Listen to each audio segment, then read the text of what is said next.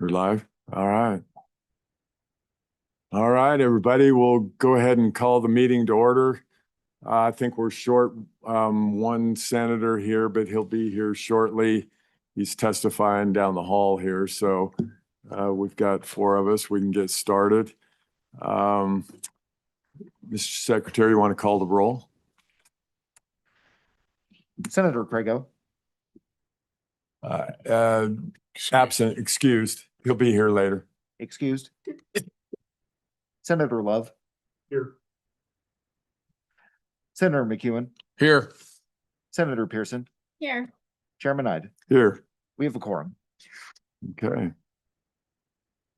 All right, welcome, everybody. Thanks for being here. First ag meeting of the new year. I think that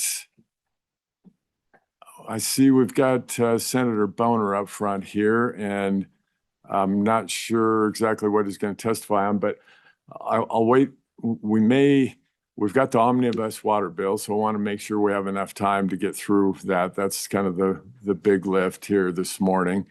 And Senator Craigo, I know, would probably like to talk this. I kind of wanted to go with this subleasing of state lands, but I'll maybe wait till he gets back on that.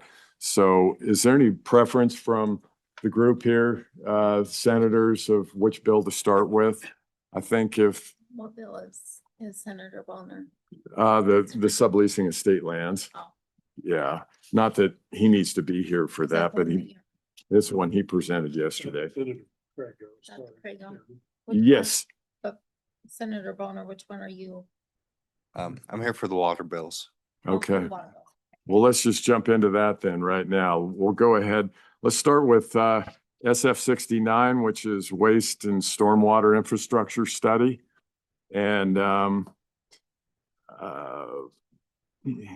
if you're ready to go ahead and testify on this bill, Senator Boner. Yeah, thank you, Mr. Chairman. So this is a product of Select Water's interim work. And the idea here is that maybe you'll recall about 4 or 5 years ago, we started a comprehensive study of all the aging irrigation infrastructure throughout the state. And we have a pretty good list, pretty good understanding of what the needs are there. But it became clear that there's also a need to understand what the aging infrastructure is for our municipalities as well. And so as by way of review, our water development program is a pretty good balance of municipal projects as well as agricultural projects. And so the idea here is I think there's a growing understanding that, our water program hasn't had change in funding in almost 25 years. We can talk about all the other things that we do that have grown exponentially since that time, but basic stuff such as water infrastructure just hasn't changed much over the decades. So I think that's a long-term issue that we need to address, and this is the beginning of addressing that, which is gathering information. And so that's basically what this bill does. I'll leave it to OSLI and DEQ to kind of explain the current work that they're doing. They have basically started a pilot program with different municipalities throughout the state, beginning to gather this information, but this would really kind of bring it to scale. And so we'd have a pretty decent understanding of what the needs are for our municipal water infrastructure. A pretty basic function of government, in my opinion, providing these resources to our citizens. So that's basically all it is. It's an $8 million appropriation from SIPA currently. I imagine if this gets referred to appropriations that we probably switch it to general fund given the status of SIPA. But that's what we've developed. So $8 million to go through and begin to develop a list of all the infrastructure throughout municipalities. And, it's especially some of our smaller municipalities, I've got a feeling they may not even know what's in the ground, frankly. I remember, maybe the town of Hartville, has one person doing the payroll, mowing the lawns, doing the water work, and so I think this is a good function of state government of providing a system, providing information without micromanaging too much was ultimately a municipal responsibility. And so that's what the bill does, Mr. Chairman. That's the reasoning behind it. Thank you, Senator Boner. Committee, questions for Senator Boner? Senator Pearson, go ahead. Thank you, Mr. Chairman. Senator Boner, I'm just wondering where you came up with the $8 million appropriation. Thank you. Yeah, we were able to get that down quite a bit. It was much higher initially, but that's in consultation with DEQ and OSLI, and I defer to them as to how they came with that, up with that number. It's my understanding that it's based off of their current work that they're doing, and kind of extrapolating that to all 99 municipalities. Plus, I mean, it's not just municipalities. It could be special districts, counties that have water infrastructure. But I would defer to the folks who are doing the work. I'm sure they'll be up here to testify. So, Anybody else? I have one quick question. You mentioned it used to be the responsibility of the municipalities. Do you have any history on that, or why are we waiting in now if that should be the responsibility of the municipalities? Thank you. no, sorry if I misspoke. This retained everything. The municipalities are still responsible for everything. We're just providing information. That was my point. So this doesn't Okay. change that. We're not. This doesn't change. It's not like the state's going to be taking ownership of any of this. And this is just gathering information. I do think that is something we could help with without taking undue interest or ownership of this infrastructure, which is not the state's. So. And so that would be typical of what we've done in the past as far as providing funds for municipal to support. Right. It's usually a collaboration. We'll provide some support, but ultimately it's municipalities' responsibility to come and ask for the funds, give us their pitch, when they come to go work through OSLI and up to the board. It's still very much their responsibility, and this doesn't change that at all. I see. So. Thank you. Senator Crago. Thank you, Mr. Chairman. Just one quick question, Senator. Is there a deadline by which we're going to have the report back to us? I know there's an update requirement within the bill draft, but not necessarily a deadline to complete the project. So did you guys, did the committee contemplate that or talk about it or? Right. I guess the assumption was that when the funding stops, that's the deadline, but we could be more explicit. Absolutely. Follow up, Mr. Chairman? Go ahead, Senator. Thank you, Senator. So I just, maybe it's something we talk about today or on the floor, but I think we probably should put some sort of deadline, or the deadline will be 4 years from now, which probably is not the committee's intent, but maybe it is. I don't know. Right. No, I agree. That's a very long time and probably an opportunity to improve the bill. I think that would be a friendly amendment to put a hard and fast deadline. I think that's a good point. Follow up. Go ahead, Senator. And Crago. so who should we talk to?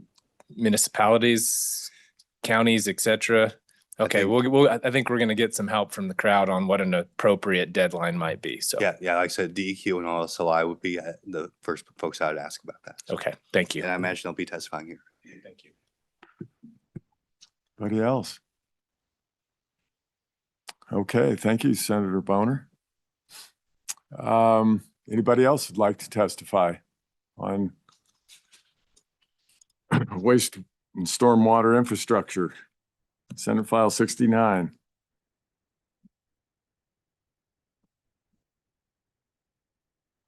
Good morning. Go ahead, Representative Larson. Thank you, Mr. Chairman, members of the committee.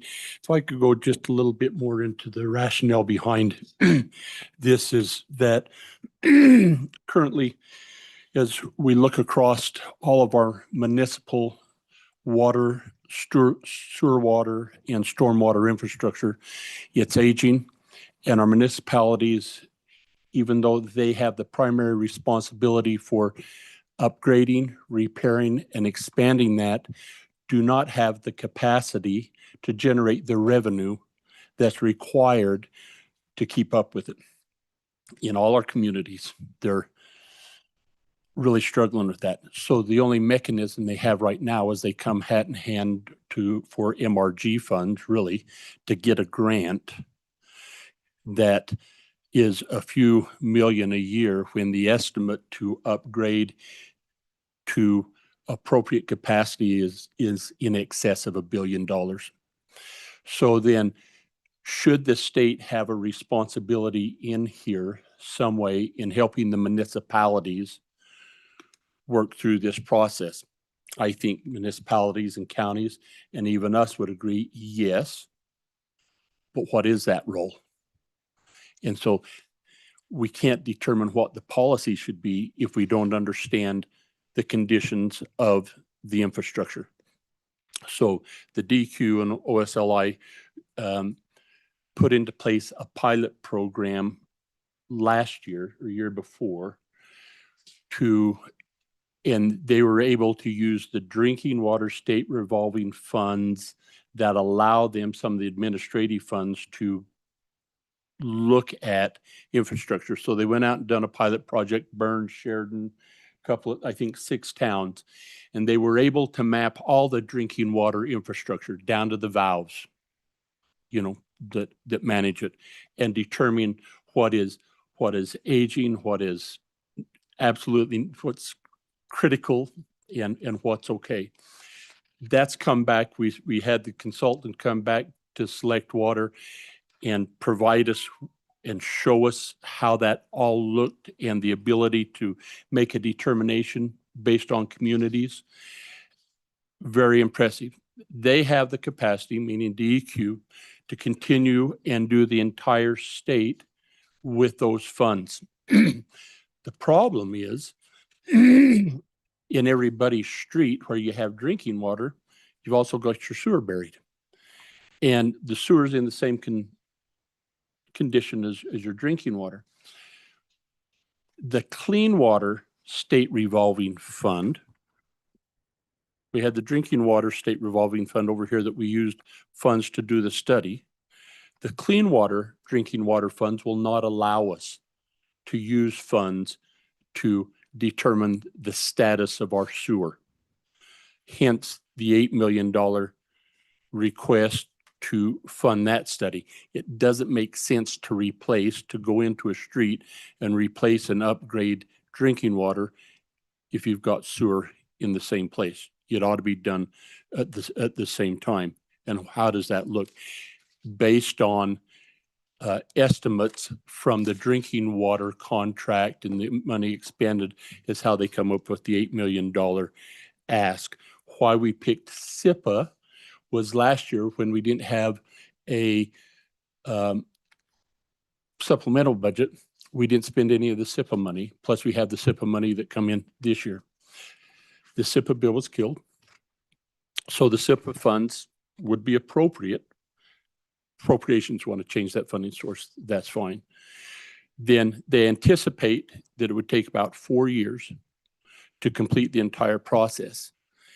Then what the intent of all this is then to gather that information to where then we could come back, Mr. Chairman, and evaluate that and then make a informed policy decision on what and how and where the state should assist the municipalities in upgrading and replacing that water and sewer infrastructure which capacity they currently don't have. So the overall intent is to help at some point figure out how we help municipalities with their aging water, sewer, and stormwater infrastructure. But we can't make that decision until we have accurate data to help us make appropriate policy decisions. That's the intent of this bill. Okay. If that makes sense. Thank you, Representative. Questions for Representative Larson? Thank you for your testimony. Go ahead, state your name and. Thank you, Mr. Chairman, members of the committee. Good morning. Jennifer Zigmant. I am the Water Quality Division Administrator for the Wyoming DEQ. I'll just add a few more points to add to what Senator Boner and Representative Larson already covered.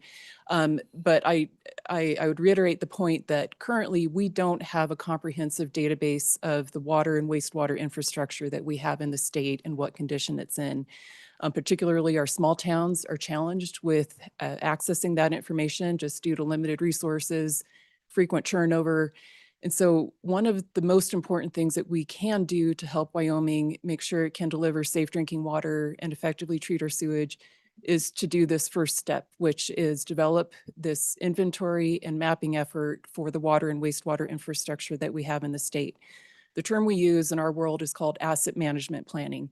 But it's basically what Representative Larson described. What's the problem? Let's get our heads a handle on what the problem is before we then start planning solutions. So asset management planning is basically what assets do you have and what condition are they in? And then that allows you to plan what technical, managerial, and financial resources you need to maintain it in the short and long term. We've been very pleased to be working with a contractor to do this pilot study for 6 Wyoming communities. And we chose a pretty broad range, some very small communities up to larger communities that may have already done some of this work. The system that we are using is an online GIS-based platform. And this is very exciting because rather than just developing a paper plan that could sit on a shelf and easily get outdated, this is a subscription-based online platform that our communities can access and maintain over time. Again, it's GIS-based, so you can spatially map all of your assets. You can track a lot of information about those assets, including costs. And then what's really fascinating is that you can use it to plan different financial scenarios based on your budget to see if you can, with the budget that you have, cover your needs and then some of your wants in order to maintain and improve your infrastructure over time. So we're really pleased to be using that type of system. Again, the goal is to help all of our communities develop these asset management plans using an online platform. The community's contribution is to dedicate staff resources to help populate it and then maintain it over time. But we envision is that we would help with this asset management planning effort, and then the SRF funds could also help with this subscription to our communities over time as well. So, Mr. Chairman, I'll stop there and see if there's any other additional questions that I can help answer.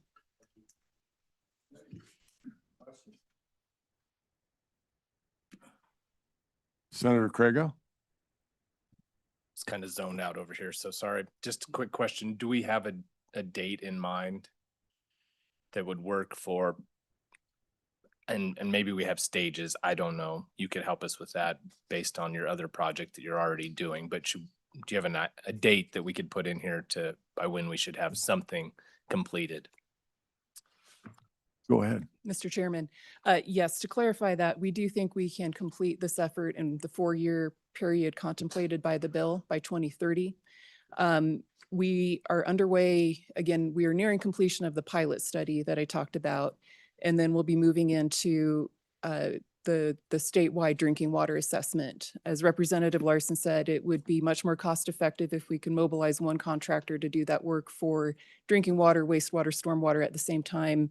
But given the estimates that the contractor has given us, we do anticipate that we could complete this effort in 4 years by 2030. Representative Larson. Thank you, Mr. Chairman. And just to help you form an idea of what long-term plan is that Jennifer pointed out is once you get all of this data gathered, and our question is, what's the state's role? And then how much would the state need to put in? Based on the data we have, we could say, well, what does 50 million a biennium do on moving the needle? And based on that, they'll be able to say, well, that would stabilize it, but it doesn't move you ahead. So maybe it's 60, or maybe that's in excess and you only need 40. So this information is going to help us make a much more educated estimate on the needs, as then we determine the source of financing of revenue that we use to help the municipalities get caught up and maintain their critical infrastructure. Thank you. Questions, committee? I've got a quick one. This appropriation, is there a way to take an equivalent amount from somewhere else so we don't increase expenditure? I don't know who would like to answer that question. Thank you. So I'm not sure that and I'll take that just from some previous experience on appropriations. I'm not sure that I really understand what you're saying. Are we trying to, the reason we use the SIPA dollars rather than general fund dollars is SIPA is generally, and we use that largely to do our school and state capital construction stuff, one-time expenditures. And we think that's what this is. It's a one-time expenditure using those SIPA fund, excuse me, using those SIPA funds. That is not what we're basing our budget for general fund usage on. Mr. Chairman, if I may. I would just add to that, again, the funding gap is that we haven't been able to identify other funds that can be used for the wastewater. The drinking water, we have funds through the SRF program to use, but we've exhaustively looked for other funds that could support the wastewater side, and we're not finding anything. We've had pretty extensive conversations with EPA about eligibility requirements for the clean water SRF, but the consistent answer is that no, we can't use that funding to support the wastewater side of things. So again, this bill would fill that funding gap so that we could do all of the infrastructure at the same time.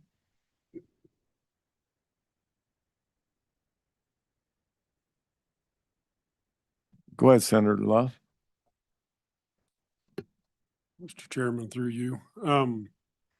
So just a question, because there's other bills out there circulating and there's a lot of other conversation. There's legal action being discussed by municipalities and against other state and local agencies. And so what relationship does this study have with the municipalities who see this as a more emergent issue that needs to be resolved in a fairly timely manner? They've already created fee structures. They're talking about starting to apply fees to citizens on stormwater. And so where is that going to go as this develops? Thank you, Senator. Go ahead, Representative. Mr. Chairman, so Senator Love, municipalities are required for drinking water and sewer to base their rates on the ability to maintain and expand, particularly in small communities. They don't have the population to support what the costs are. Stormwater is kind of a new player in the game that particularly our larger communities are participating in. This whole approach, I think, would help the state to alleviate some of that angst that the cities are having because they've got to put in the storm water, but don't have the funding to do it. And so how should it? And so then that comes back to the question we're trying to answer. Is there a role for the state, and what is that? And then how do we base that and we need to base that on the data we gather. So we think that this is the long-term solution. I would suggest that the action that you've seen municipalities take in applying stormwater assessments, I don't know if that's the right term, stormwater assessments is a relatively new approach, but they're trying to figure out a way because they don't have within their budget the capacity to take care of it. So how do we generate the revenue? Yes, go ahead. Just to add to that, so certainly don't see any conflict with the other legislation having to do with municipalities. And again, I think this is a tool that we already work with. We already develop asset management plans under our authority, under drinking water programs and wastewater programs. This would just emphasize that effort and allow us to complete it for the whole state. So there's no conflict with other requirements that I'm aware of. And I would agree that having these asset management plans would really help the communities better understand what rates they need, whether they need fees or assessments. Again, I don't want to use the words incorrectly, but I think it would really help the communities understand again what they have, what they need, and the best ways to finance that. Senator Love, go ahead. Thank you, Mr. Chairman. So just thinking about the scenarios we're in with our larger municipalities right now, is this timely enough for them to be able to deal with their things before the 4-year study is done? Or do we need to also be thinking of another opportunity to help them with that situation beforehand? And so there's just a lot of concern publicly that developing fee systems on stormwater is going to cause some problems. And so is there something the state should be doing that's more emergent to help alleviate that difference between our citizens and the municipalities? Someone take that? We'll start with, go ahead, Senator Boner. Yeah, I'm hearing from the committee that, maybe 4 years actually seems like a very long time. And I guess I have a tendency of agreeing with you. I'm wondering if in that annual report, maybe we could include some sort of estimate as to what the overall expense would be based off of the information that we have. So we're not waiting all the way to the end. And maybe doing it that way. And I'd love to hear what our agency thinks about that, but it could be prudent to at least begin to sort of give a best estimate based off of that year's information. Because 4 years is a very long time. We started down this path 5 years ago, right, with the irrigation infrastructure. It seems a little silly that it would take 10 years to gather information.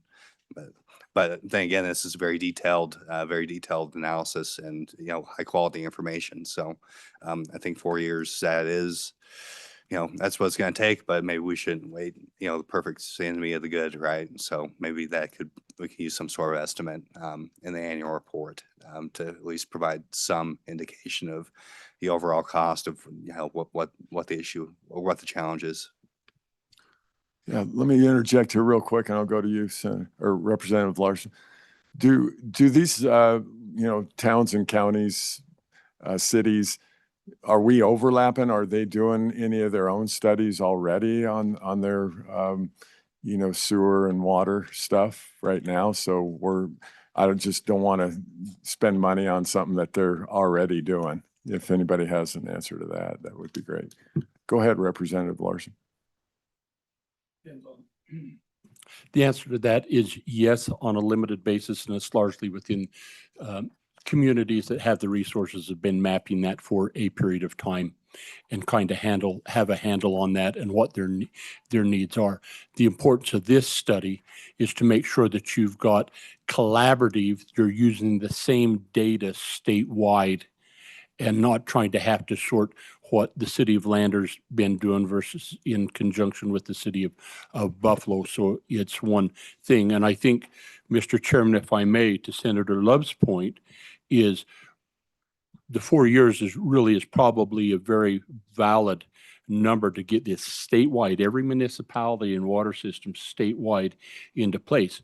But until then, we still have needs. And so should we contemplate some sort of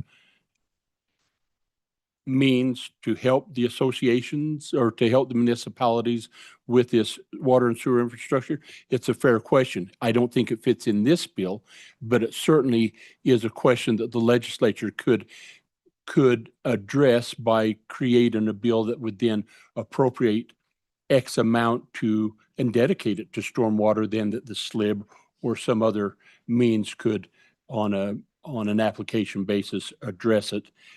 But it doesn't tie into this bill per se. But the need in those 4 years is only going to grow. So you're right.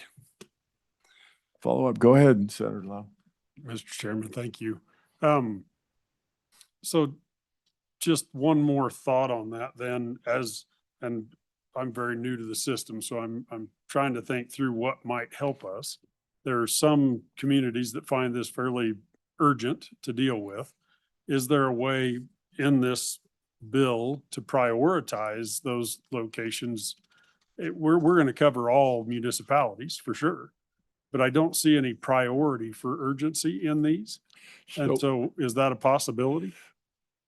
But Go ahead, Mr. Representative. Chairman, sorry. It's all right. Mr. Chairman, Senator Love, that would be a little premature Okay. without understanding statewide. So is a priority to Cheyenne, who has stormwater infrastructure, or is it to the city of Granger, who is now without drinking water? I think that's why you have to have the collective understanding of the study. And I think that's why this bill is separate from maybe other efforts that, because the communities can still come before SLIB for MRG funding. We can put extra money into the MRG funds, because I think those communities that are really trying to address stormwater are looking for resources, and those are opportunities we got. But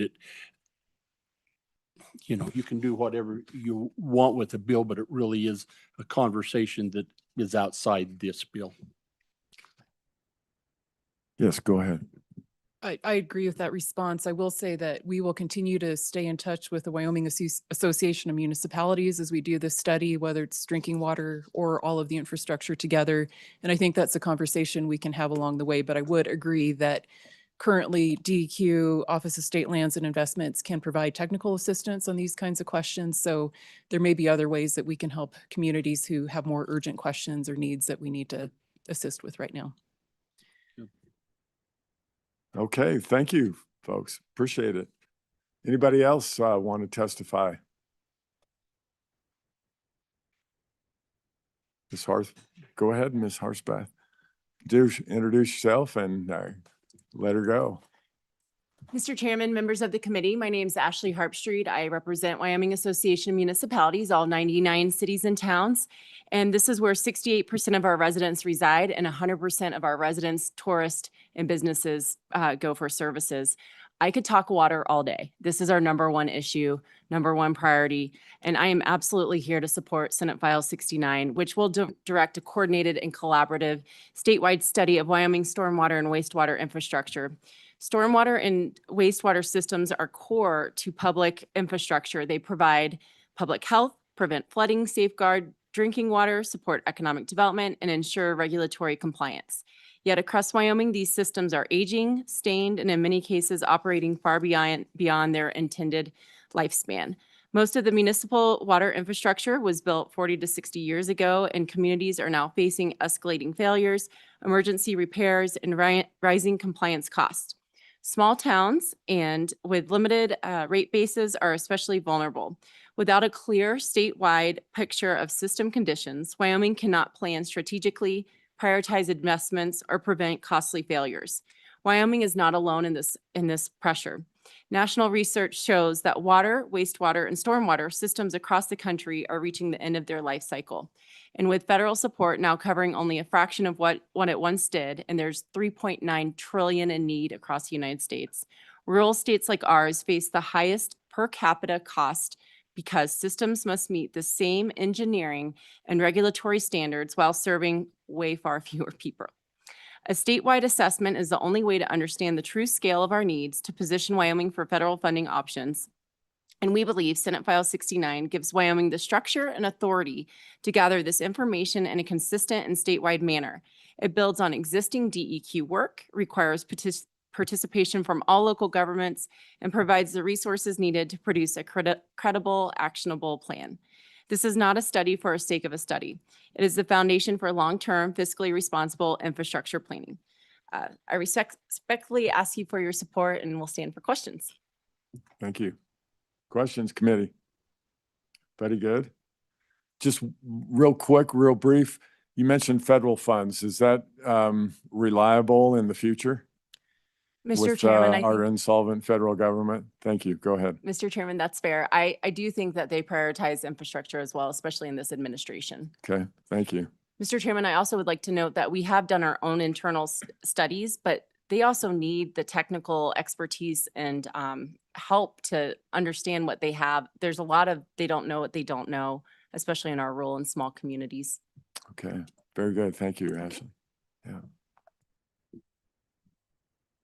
More testimony. Come on up. Just go ahead and state your name and who you're with and Kelly Carpenter. Kelly Carpenter with the Wyoming Farm Bureau Federation. Mr. Chairman, members of the committee, thanks for your time this morning. Just wanted to say that our members support Senate File 69.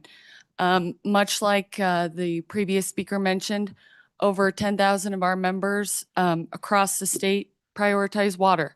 That's a huge issue for us in our rural communities and across the state. So we support responsible one-time spending like this study bill is. And we believe it's critical for our rural communities to thrive. Thanks, and I'll take any questions. Thank you. Committee, questions? Thank you.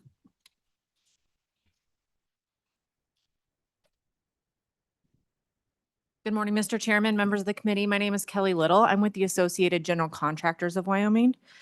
AGC of Wyoming stands in support of this bill. We believe that this study and the data that will come from the study will allow future road, bridge, street, and underground utility projects to be completed with more accurate design, fewer change orders, reduced damage to the infrastructure, and quicker completion of projects that will save taxpayer dollars.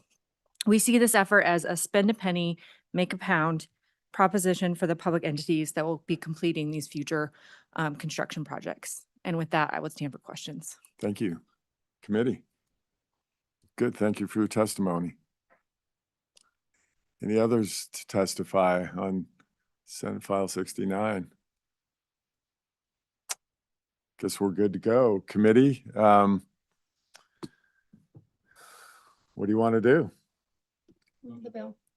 It's been moved by Senator Crago, seconded by Senator Pearson. Discussion?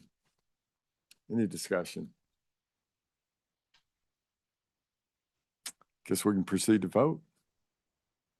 Do we need to do a roll call? Okay, let's do a roll call vote. This is a roll call vote for Senate File 69. Senator Crago. Aye. Senator Love. Aye. Senator McEwen. Aye. Senator Pearson. Aye. Chairman Ide. Aye. Mr. Chairman, that is 5 ayes. All right, committee. We've got everybody here. I think what I may want to try to do here is we got a real short bill, I think, that we've kind of hashed out yesterday in the Senate. And then we'll go to the omnibus water bill, and then that'll give us the rest of our time to finish up on that. So is there anybody here to testify on, let's see here, which bill is that? 16? Senate File 16. It's subleasing of state lands.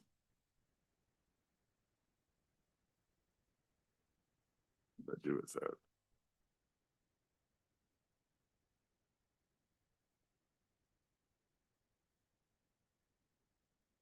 Grab who? Oh, yeah, yeah. Yeah, go ahead and state your name and who you're with and proceed. Morning, Mr. Chairman. Kate Barlow, Deputy Director, Wyoming Office of State Lands and Investments. You guys are all very familiar with this bill. Spent quite a bit of time on an interim, and we thank you for that. We like where the bill sits. We're ready to implement it should it pass, and we'll stand for any questions from you guys. Go Mr. ahead. Chairman, I'm Cody Booth. I'm the Assistant Director for the Office of State Lands and Investments. Nothing further to add, but happy to stand for questions. Okay, thank you. Committee, questions? Thank you for coming up. Appreciate it. Got off easy today. I think Senator Crago went to look for, Jim Magagna. See if he comes back here. He may want to testify. We'll hold off here for just a moment. Anybody else in the audience that wants to testify on this bill? Yeah, go ahead. You can kill a little time for us here. Appreciate it. Go ahead. Again, Mr. Chairman, members of the committee, Kelly Carpenter, Wyoming Farm Bureau Federation. I will be brief in our support for Senate File 16. The bill clarifies and gives certainty to our lessees, gives guidance to the state lands director and the office, and having this should improve the efficiency of the department, which our members would appreciate very much. With that, I'll take any questions. Thank you, Kelly. Thanks. Questions? Thank you for your testimony. Any others from the gallery? Come on up, Mr. Magagna.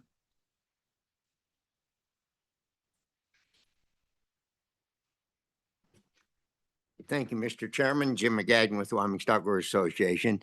I was tied up with another bill over in House Ag, so I apologize for not being here and hope I'm not repeating things that have already been stated to you. But this has been an issue for us for several years. We had legislation a couple of years ago that passed the House, and then when it came to the Senate, it was amended and became something that's very difficult to deal with. It said you could run 100% non-owned livestock 2 years out of 10, only 50% the other 8 years. That didn't make a lot of sense as a practical thing for people. So we worked very closely over this interim with the Office of State Lands and Investments to develop the legislation that's before you today. And while it's a bit comprehensive, we feel it adequately addresses, very well addresses, 3 different scenarios that are very common. It maintains what has always been in the statutes, that you can do a sublease with prior approval of the board and an agreement to share 50% of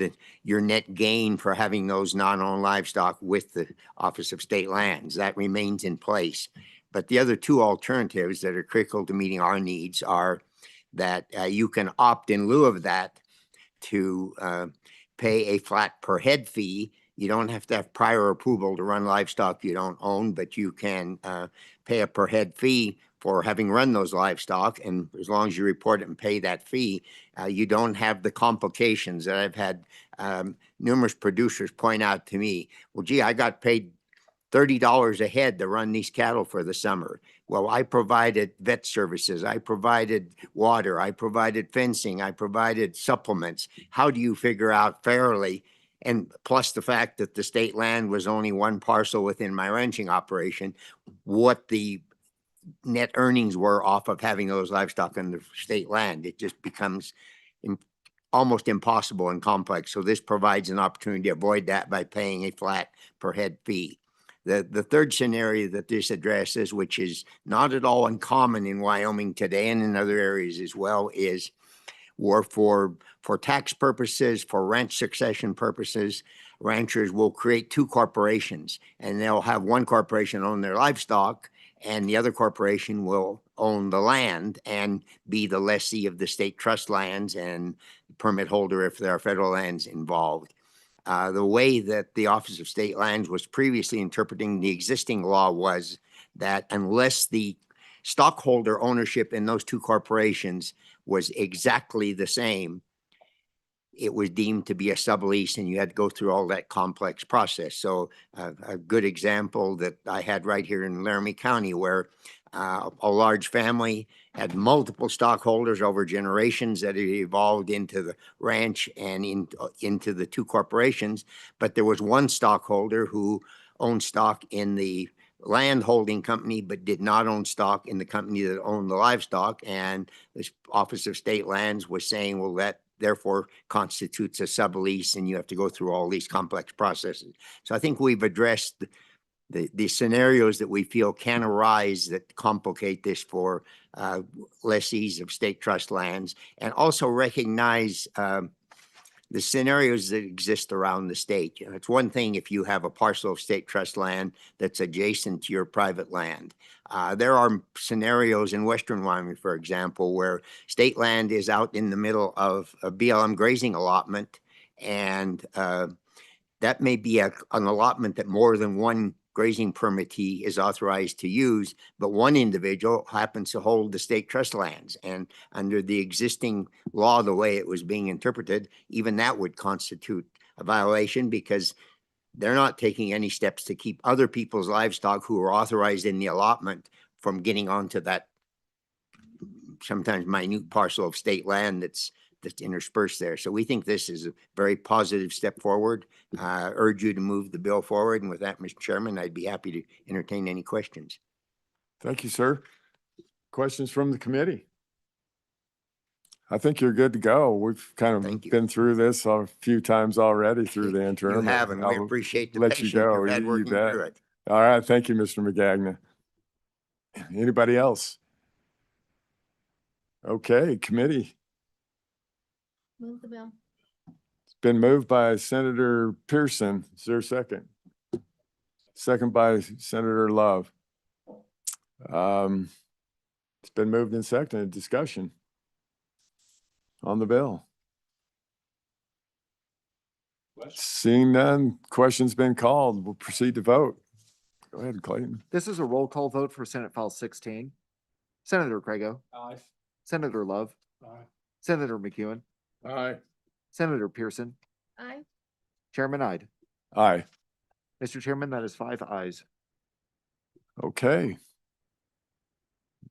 Next bill we've got here to deal with is the big binder one, Senate File 70, Omnibus Water Bill Construction. Buddy, Mr. Mead, you can take it away if you're ready to go, or unless Senator, yeah, go ahead, Senator. Yeah, don't have much to say. This is a standard omnibus, so I have to decide who's driving the omnibus this year. If you want one of your committee members or members select bar, just let me know, Mr. Chairman, but the director can kind of go over it, and you got your tabbed binder, so I don't have one, so probably best that the director go ahead and Thank you, take it away. Senator Bowner. Any questions for Senator Bowner? All right, you're good. All right, Director, go ahead, lead us off. Good morning, Mr. Chairman, members of the committee. Jason Mead, Director of the Wyoming Water Development Office. I'd like to start off by just saying or reminding everybody, the Water Development Program is funded through mineral severance taxes or a portion thereof. So we're utilizing funds derived from the non-renewable resources such as coal, oil, and gas to invest in our renewable resource of water. So it was a good foresight from the good legislators back in the day that put this program together. This bill simply authorizes construction projects, provides appropriations for those construction projects, provides the authorization for the Water Development Commission to expend those funds on those projects, and then ultimately ends up with grants and potentially loans for the different sponsors that are involved. I would say that, these are construction projects, so there's been a lot of work done in the past to get to where we are today.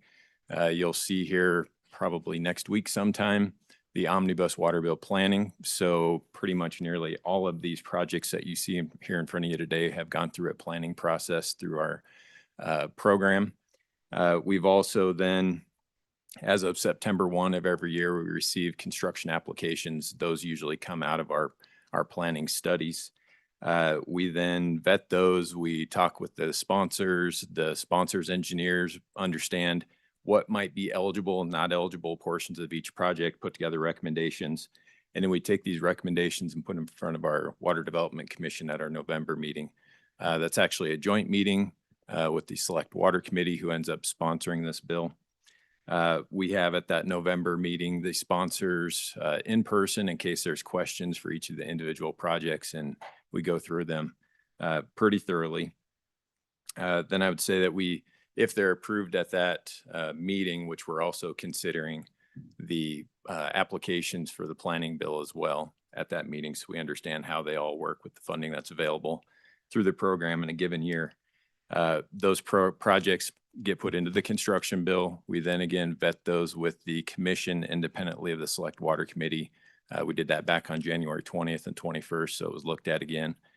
And then of course it ends up in front of you guys. So that's where we are. Y'all have these big, thick binders here. I'm going to give you a quick layout of what's in the binder. So the first page inside the binder is going to be this blue sheet. We're going to work from that the majority of the time here, just because this bill is, I think, 61 pages, has 5 different sections. So we'll get to that in just a second. Just inside basically the second page after the blue sheet, we have our fiscal note. And then the bill immediately follows the fiscal note. So we're about on page 3 or 4 if you're counting the blue sheet. And then on tab A, or under tab A, we have a short 2-page description of our water development program, in case you're interested in understanding all the things we do. Under tab B, we have basically our snapshot of available account balances. This was prior to the recommendations that went into the omnibus water bill construction as well as the planning bill. These are biennium projections, so we like to try to split that up. So we have about half the funds in this fiscal year and half the funds for projects in the next fiscal year. And then starting under tab C and the rest of the notebook are basically the recommendations that we provided to the Water Development Commission and the Select Water for each one of these projects in case you're interested in more detail on any of those projects. So real quick, maybe just to give you a layout of the bill itself, I'd ask you to maybe turn to page 1 of the bill. So again, we're about 3 or 4 pages in to the notebook here.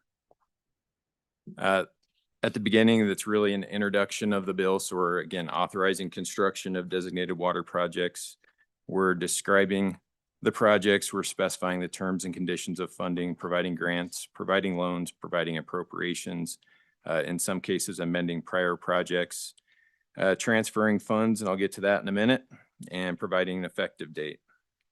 And then basically at the bottom of page 1 and onto page 2, these are just general provisions that provide definitions and authorizations. And really what I wanted to point out is at the bottom of page 2, starting on line 21, and just provide you the layout of a project. So this is the Alpine Well number 4 transmission pipeline 2026 project. Onto the next page.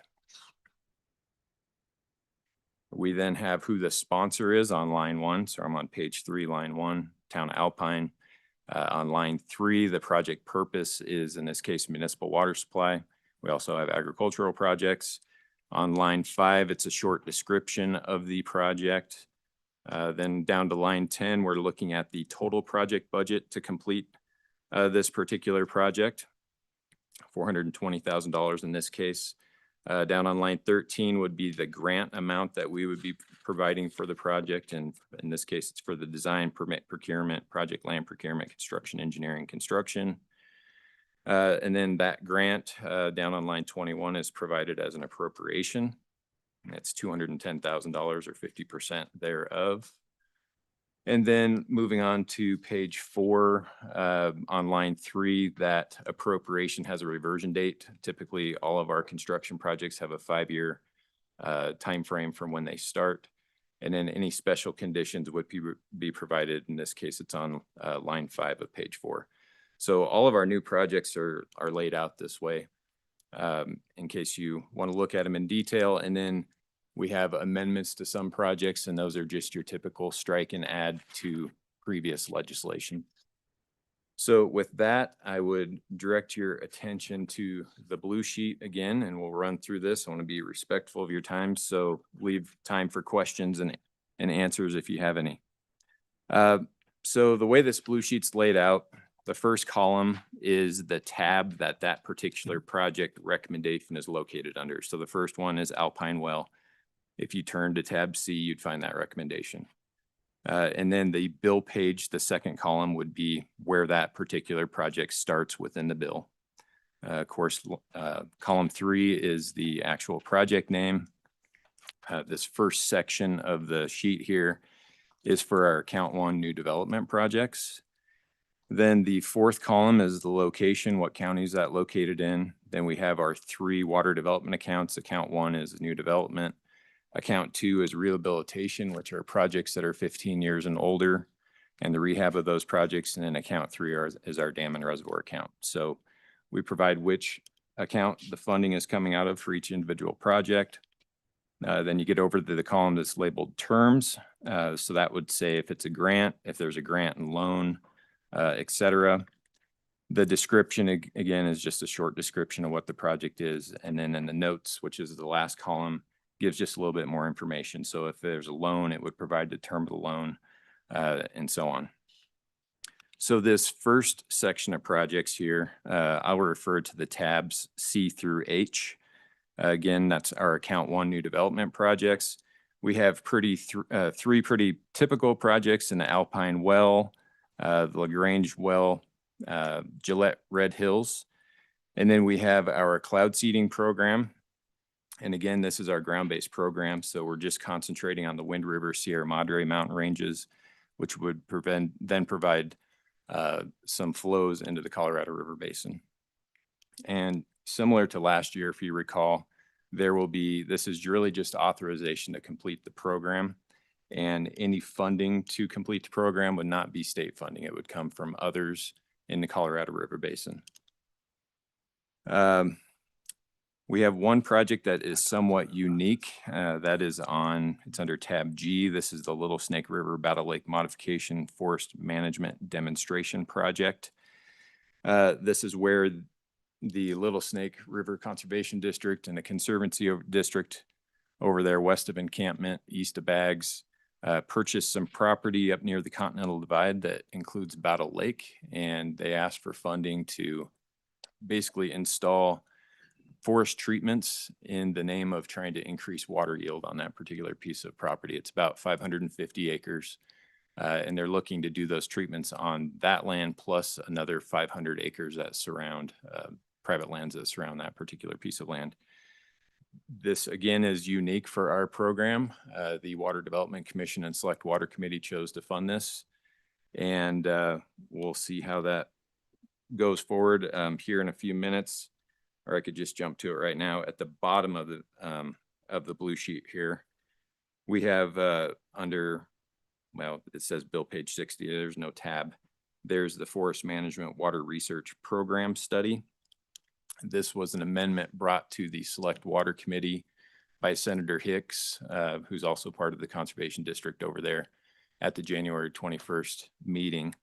And what that is intending to do is to utilize the work that's going to be done on this Battle Lake property and work with the University of Wyoming along with possibly OpenET, which is a online platform that looks at evapotranspiration. Typically, it's used on agricultural fields to understand consumptive use on agricultural fields. So it's really not meant for forested land areas. And the intent, I think, would be to try to work with the university and this online platform to develop further that capability to use this platform to understand what the water yields or the consumptive use might be on forested lands, to understand then when there are forest treatments, what you might expect for increase in yields from those properties. I'll jump back up to the top here. Then under tab H, the last under the account 1 new development is the Small Water Projects Program. And we're asking for $1 million to include in that program for this year. And again, those are projects where we work with typically the sponsors, our conservation districts, working with individuals throughout their particular district on, we see a lot of spring developments, stock tanks, pipelines, getting livestock, improving livestock management, getting those off the riparian areas, so improving kind of overall watershed health as well. So that first section equates out of Water Development Account 1 to $5,231,500. I'll move on to Account 2, which is that second block of projects there on a blue sheet. Here we have 17 projects under the rehabilitation account, as well as small water development projects under the rehab program. So similar projects to the new development small water projects, but these are just projects that are 15 years and older and need rehabilitation. The total under that is $22,659,625. The thing I would point out on these particular projects is the mineral severance taxes that go towards our account 2 are limited to, I believe it's 2.1% of the amount of funding that goes to our program through mineral severance taxes, which is capped at $155 million. I won't get into that, but it's a smaller amount than what goes into account 1. And lately we've seen more demand in account 2 than we have in account 1. So we are asking for a transfer of $16 million from account 1 to account 2 to cover that demand that we're seeing in rehab projects. So in the far right column, for instance, under that first project, looking at tab I, the grant and the loan is going to be dependent on the transfer of the $16 million from account 1 to account 2. So it says C note 1, and then at the bottom, it describes what note 1 is. Let's see. Then I guess I would move on to the last section, which are amendments. So we're down on tab B2 on the blue sheet. We have a total of 11 project amendments. 10 of these are for time extensions for a variety of reasons. Some might be difficulty in acquiring easements. Some might be project costs have gone up and sponsors have gone back and looked for additional funding, usually through the federal government. So it's not additional funding through our program to cover those costs, or maybe expanding the program or expanding the project in one instance for Austin Wall, just to look at other parts of that particular project that we weren't initially looking at. And again, that was through the federal government. So it's no additional cost to water development. The one project that is for additional funding is down on tab K2, which is a Hoback Junction public water system. Here we're standing up a brand new public water system. Everybody's on septic and wells at this point. And to get a handle on, in the past, we have seen a lot of time extensions, and it tends to be for easements or difficulty in acquiring easements. So what we've started to do is looking at pre-construction dollars only in some instances where we think it's going to be complex to get those easements in place. So pre-construction would be funding to provide the design, the bidding documents, access, easements, title opinion, everything basically till you're ready to bid the project. And so that's what we did on Hoback Junction. They were able to get all their easements in place pretty quickly.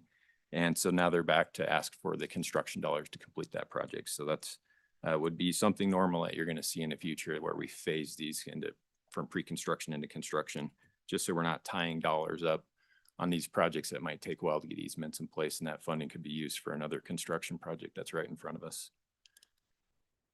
Then down on section 3, we just have the transfer of funds from account 1 to account 2. We have the Sheep Mountain well number 2 transfer. This was a well that was drilled under a level 2 project for drinking water purposes for the town or city of Douglas. That well didn't end up being a big producer, had some water quality issues, but did look at the feasibility of tying that into their system. Right now, it doesn't seem to be feasible financially to tie that in, but they want to go ahead and acquire that well for the production costs, development costs, so they can use that as a monitoring well into the future. And then if conditions change, they might be able to tie that in at some point in the future. So that would just effectuate the transfer of that well to the town. And then I already mentioned the Forest Water Research Program study at the bottom. So with that, I know I went through that pretty quickly, and there's a lot of projects within this, but I'd be happy to stand for any questions you might have. Thank you, Director. Questions? Senator Crago. Thank you, Mr. Chairman. Thanks, Director, for being here, running us through the bill. Could you give us an update on Alkali Creek and what's going on there, easements, et cetera? Sure. So Alkali Creek, there's a handful of easements that still need to be acquired. Basically, this is an off-channel reservoir in Alkali Creek, an existing diversion off of Medicine Lodge Creek, and an existing canal that would be used to supply the reservoir with water. A good number of easements are in place. There have been some landowners that don't see a big value or a benefit directly from the project because they're upstream of the project itself. We've had discussions with those folks late last summer, early fall, trying to get a better handle. I think there was even legislators that have gotten involved in the past in this particular project, and had some discussions with some of those landowners on, maybe more of a focus on not just the reservoir project itself, but what other types of projects could be sponsored by the Nowood Watershed Improvement District, which was formed for this particular reservoir project.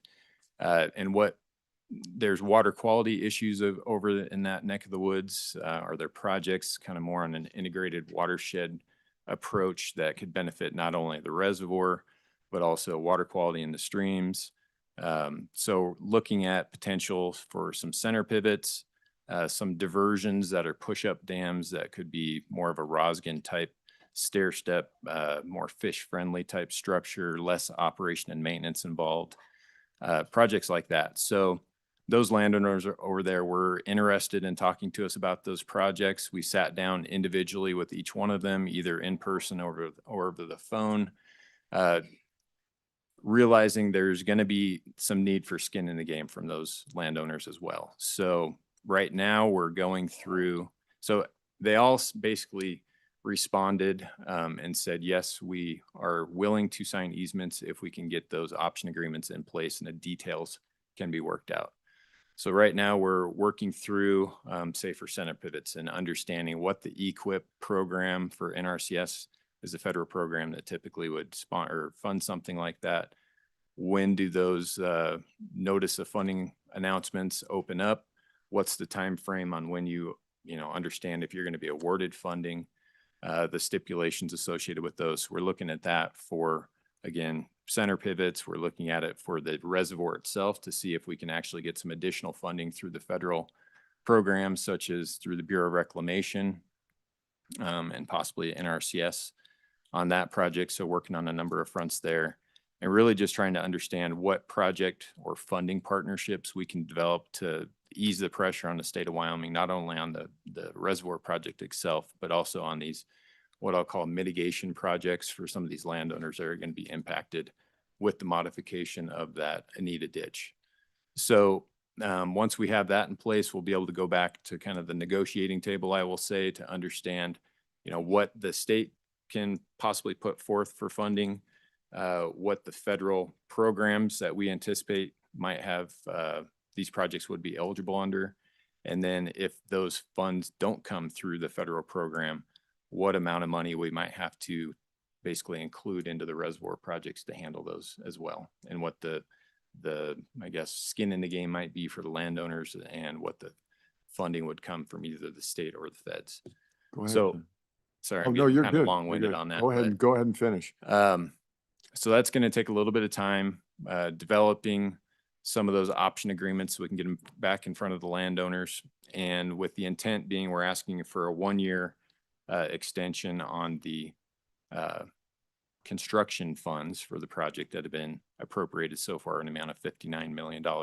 One thing I would say about that, one program in particular that we're looking at for the reservoir itself, they like to see that there are other funds in place for this project. So being able to show that that's appropriated is going to give us a better chance of getting into the door on that federal program. But then getting the option agreements in place by sometime here in March would be, of course, when we're wrapping up the session. Move forward with some of the designs associated with these mitigation projects. Again, this would be after we have these option agreements in place. Move forward with the final design of the dam itself. It's about 50-60% designed so far. Then understand, okay, what's the total funding we're going to need on top of the $59 million to complete the project. Bring that back around to the next legislative session in 2027 and hopefully get the project on the ground. Thank you. Follow up. Go ahead, Yeah, Senator. thank you, Mr. Chairman. So two questions. One, do we think we're going to need another extension next year? And then two, what do we think, funding wise, what is it going to be? Do you have any sort of wild guess on top of the 59 million? What are we going to be looking at next year if we don't need another extension next year? Mhm. Hopefully you can help us with Chairman, that. Senator Krogo, we will need another extension next year, because when we come back next year, we should know what the total dollar amount is. And so then answer to your second question, I think roughly we're expecting probably an overall project cost of around 85 million. And then it really depends on what federal programs we can get in place or get awards from that could either reduce the project cost for the dam itself or reduce the project costs associated with getting the rest of these easements in place. If we can't find any federal programs, then that 85 million is probably going to go up from there a little bit, possibly up to 100 million if we have, because part of this is the piping of what is now the open ditch. Anita ditch is an open earthen ditch. And a lot of those landowners up there are interested in putting that into pipe. And that is not a cheap endeavor, but so it's really going to be dependent on the federal programs. And then we'll know the dollar amount. So that's why there'd be another extension next year with the additional dollars. And then we would move into acquiring a contractor, and it's going to take 2 or 3 years to get that dam built once construction did start. Yeah. Committee, other questions for the director?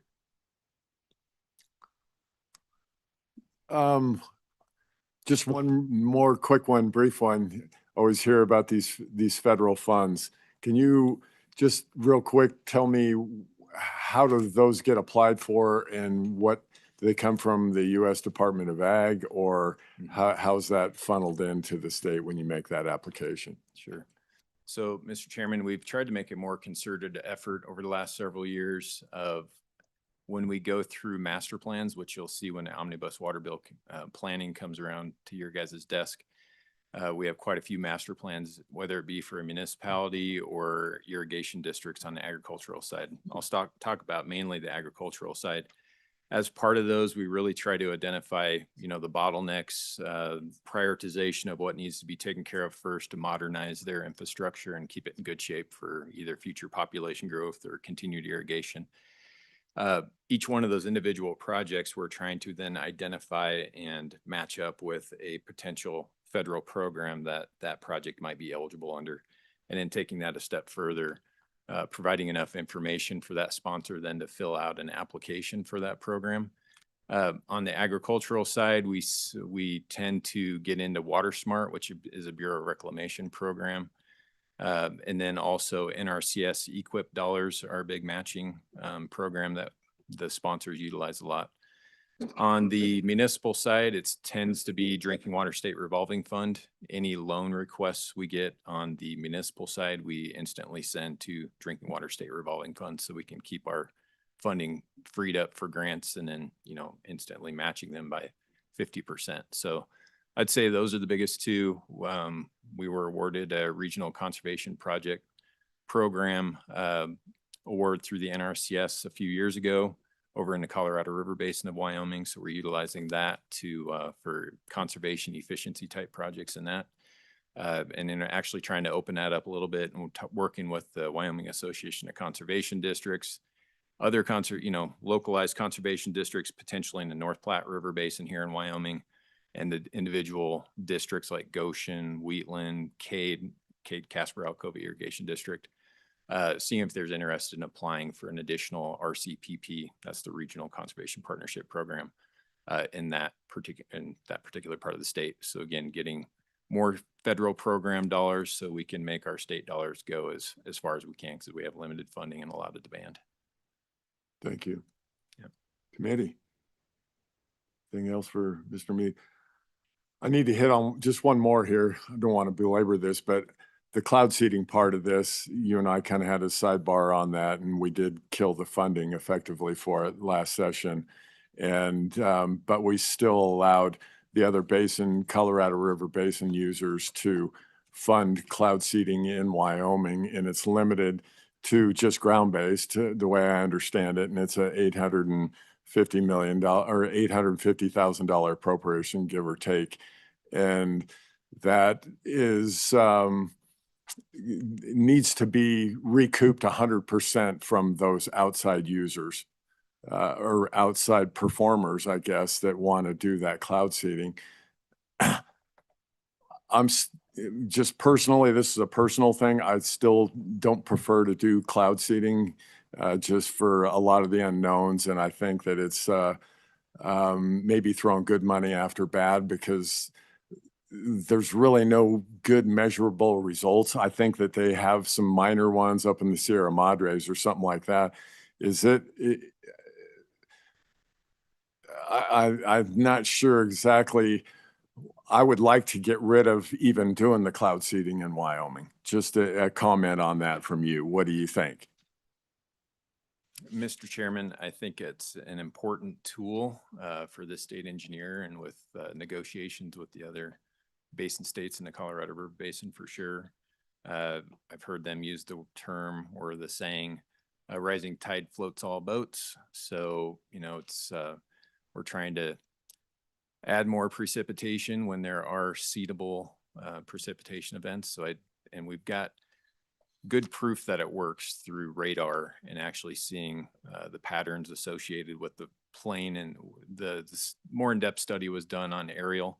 So they were looking at planes flying and the patterns they were flying in and actual seeing on radar precipitation falling in those same patterns, which is not a natural way of that that pattern. So we know it works to the extent of how much then it equates to additional stream flow. We've done some modeling on that. It's tens of thousands of acre feet. It comes down to a cost per acre foot. So it works. How well it works, I think the science continues to get better and we can pinpoint that further as we move forward. But I do think it's a valuable program, just to do anything we can to supplement stream flow. Thank you. Anybody else? Okay, committee, thank you, Director. Appreciate all of your testimony on this and leading us through it. Any others from the gallery here that would like to speak on omnibus water? Come on up.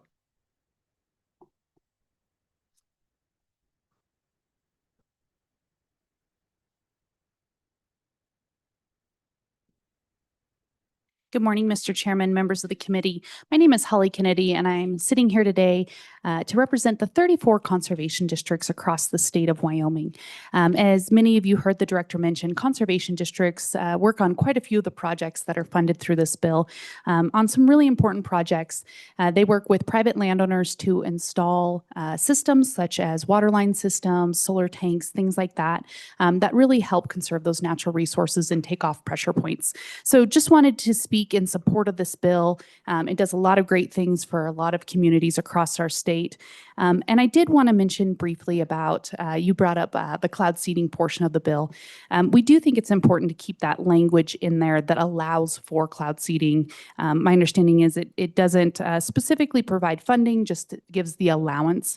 As the director mentioned, that's especially important in that Colorado River Basin, just to make sure that we give that system as much water as possible. As you know, there's a lot of discussions on that.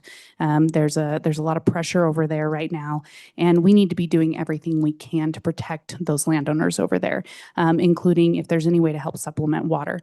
And why I mention that, the way our stances work with the Wyoming Association of Conservation Districts is our policies come forward from our 170 elected supervisors in each district. So each district has a board of 5 members that are elected across the state. They bring forward these policies for consideration through our process, and then they end up in our policy book if they are passed by those individual supervisors. This policy in particular, speaking about cloud seeding and support for cloud seeding, was passed clear back in 2005. And I will say personally, I'm a former skeptic of cloud seeding. I used to work for the Farm Bureau Federation and spent a lot of time learning about cloud seeding back then, working on a working group back then. Definitely learned a lot about it. But they reformed me. They converted me, if you will. And I've since seen the value. And not only that, but how environmentally safe it really is to allow for that. So again, I would speak to keeping those provisions in there for the allowance of cloud seeding. With that, happy to stand for any questions that you might have. Thank you. Committee. Questions? I'll just quit there. I talk too much anyway on this thing, but don't want to belabor the cloud seeding. I'm still a skeptic. So anyway, thank you very much for your testimony. Thank you. Yep. Appreciate it.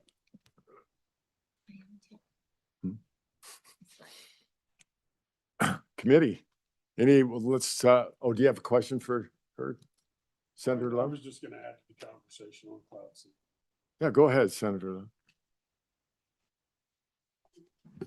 Mr. Chairman,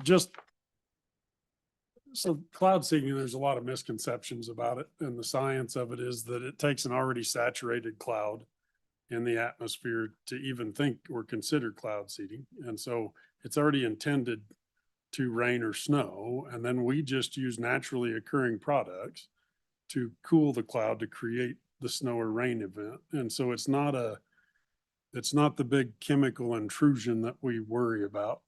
And so I just wanted to add that. I had done it in one other meeting, and so I just wanted to reiterate that information. Thank you, Senator. You bet. Yeah. Anybody else? Okay, committee, looks like we're ready to discuss and vote. Any comments? Anybody want to move the bill? Sorry. I'll second. Moved by Senator Crago, seconded by Senator Pearson. Discussion. Guess we're ready to vote. This is a roll call vote for Senate File 70. Senator Crago. Aye. Senator Love. Senator McEwen. Aye. Senator Pearson. Aye. Chairman Ide. Aye. Mr. Chairman, that is 5 ayes.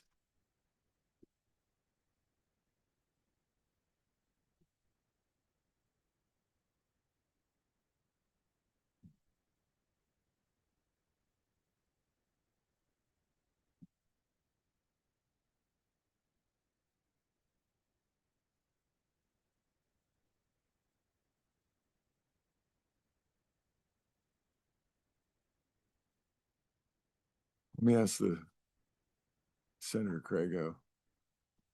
You're kind of a pro at that. I'm thinking.